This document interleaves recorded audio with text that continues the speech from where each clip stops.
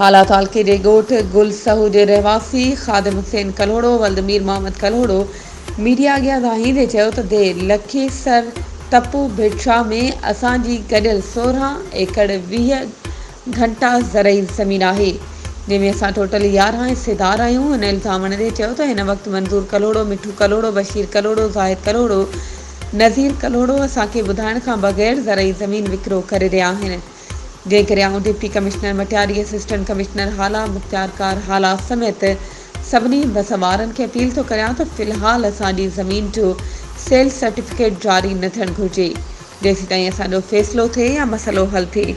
उन बाद सभिनी हिसेदारनि जी मर्ज़ी सां सेल सर्टिफिकेट जारी कयो वञे। वधीक ख़बरूं ऐं अपडेट्स जे लाइ असांजे चैनल खे सब्सक्राइब कयो ऐं हा, बेल आइकन खे प्रेस करणु न विसारिजो त जीअं असांजी हर नई अचण वारी वीडियो तव्हां ताईं पहुची सघे।